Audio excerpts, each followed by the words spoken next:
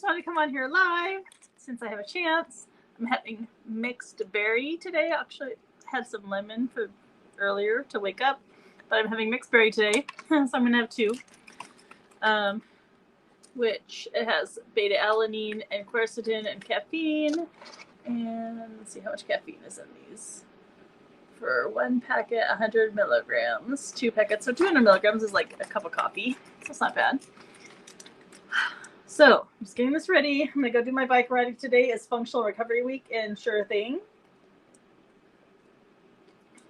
So I guess what is going on, I shouldn't say guess, I know, is that Body, the company, is transitioning to more of a health esteem model versus, so basically helping us to be healthy and keep our minds right and our bodies right, and more like not, and I mean intense exercise if you need it, but like consistency over intensity necessarily, so that for like 3 weeks, most of the programs are going to transition to 3 weeks of working out and 1 week functional recovery, and then 3 weeks working out and 1 week functional recovery. That way it's not all or nothing. It's and it's not beating your body up every day. It's good workouts and then functional recovery workouts, and then plus every single day there should be, not every single day, but like in a rotation there should be strength training, and some days cardio, and some days flexibility. And we don't want to beat ourselves up every day. So I think that's really good, and that's kind of what I wanted to come on here and talk about. I'm going to talk about my virtual gym rules because I think it's super important, and the self-love group that I've been running. Man, I think I'm going on 6 years of running this group. I would say, like specifically this group, the self-love group. I started because when I left, so much. Well, when I started to be a coach, a Beachbody coach, I was struggling hardcore with, I had just graduated from veterinary school in 2008. I was working long hours, 60 hours a week at a corporate veterinary hospital, and was pretty burnt out. And then I had transitioned to an emergency hospital, which is what I always wanted to do, which is great.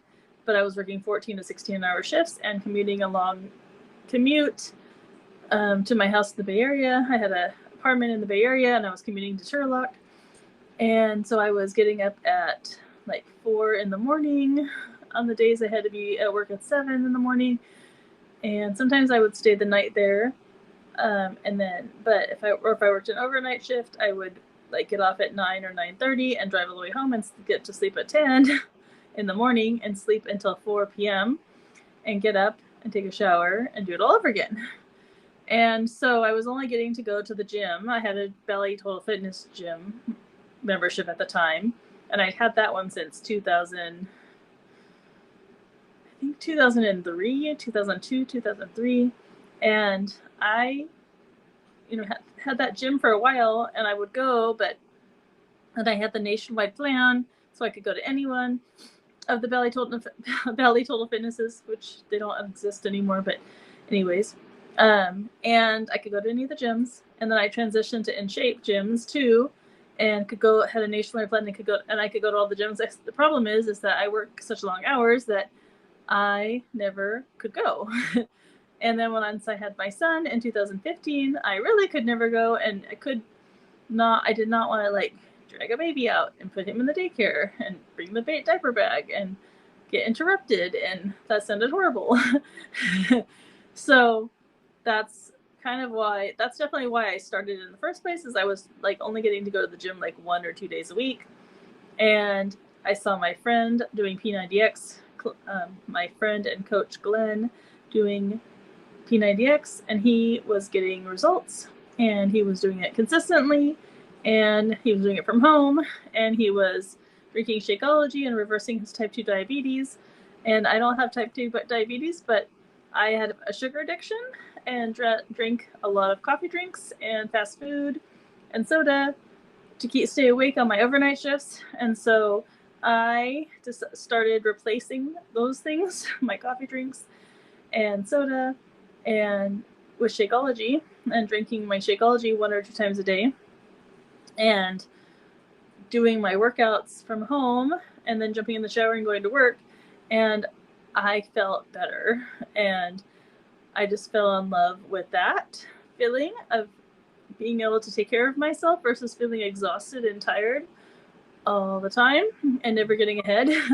And so that's why I definitely felt like jumping in to be a coach right away was an amazing opportunity, because I wanted to, first of all, do this for myself and also help others do this, and to have a little extra side income so that I don't have to work so much to pay off my student loans was also a plus. So yeah, I love it. I have it's nice to have the additional additional stream of income, and it's just nice to help others and have something that's healthy, helps others to help that in so many aspects of their life. So what was I going to say? Oh yeah, so the self-love challenge happened for me because of that, but also because in 2013 I married my husband, and it became rapidly obvious that he was an alcoholic, and we still were we were newlyweds, so I was trying to make it work, and got pregnant and in 2014, and then had my son in 2015, and he was still drinking and pretty verbally abusive and not being very responsible, and a little bit physically abusive. So I separated and prayed and continued to pray for my husband every single day, but needed to have stability for me and my son. And when I separated, I started going through this really massive depression. I had postpartum depression, on top of probably just normal depression. That's a lot, and a new baby, and trying to figure out how I was going to pay the rent by myself, and working and all the things. And so I had gained weight. I think my heaviest after I had Easton, my heaviest was 220 something. And so I lost 45 pounds doing the workouts and doing PiYo, and became PiYo certified when I was 9 months postpartum. And that was also amazing. And then I lost another 15 pounds doing the ultimate reset. And it's just been a lifestyle that's really helped me a lot. And I just want to pay it forward. But so when I started doing the self-love challenge, I realized that was the thing I was struggling with the most, is being able to look myself in the mirror and say that I loved myself. So how could I expect, and also, how could I expect other people to love me if I don't love me? And so we started, me and another 2 other coaches, we created the self-love challenge with prompts, and it kind of evolved a little bit from my aspect, because I took it over and made it my own. But with my work through Celebrate Recovery, it's called Celebrate Revovery, which is a faith-based program for anyone with hurts, habits, and hangups. And I did work several 12 steps for my codependency, and I learned how to express my feelings, and that I even had feelings, and that I have needs too, and that I needed to learn how to love myself first before I could take care of others. And so I used a lot of the principles from the codependency 12-step in my self-love challenge, because it was very similar. And so it's evolved, but it's really, really helpful. It's a lot about forgiveness and gratitude, and just working through some stuff. So it's a really good month. And so I'm glad that you're here. And virtual gym rolls. Okay, so number 1, I need you to show up every day and log your meals. You'll see the tracker in this group. log your meals, log your portions, log your workouts, log your Shakeology, log your water. If you are not doing the workout that day, log your rest day or log your treat meal that you shouldn't have had. Not that you shouldn't have had, but rather than just being like guilty or shameful about it, just be honest and say this happened, and this is what I tried to do to make myself healthy today, and this is how I fell off, and this is how I'm getting back on track. Because a treat meal is fine as long as it doesn't become a treat week or a treat month, right? So that's one thing. And so that's rule number 1, is to show up consistently.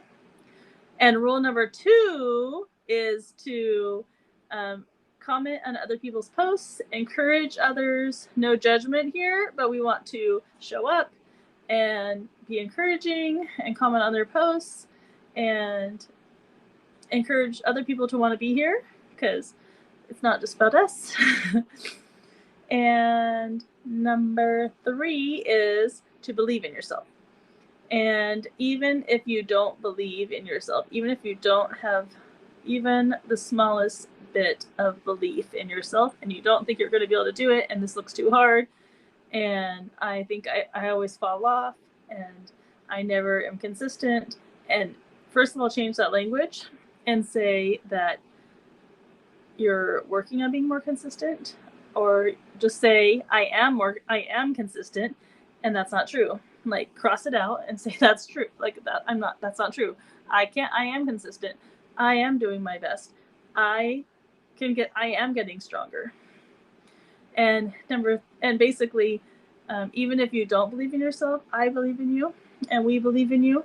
So just show up and use our belief as a way to get stronger and know that you are meant to be here, and you only fail when you give up. So I hope this was helpful, and I will talk to you guys later, and I'll see you in the group. Thank you for being here.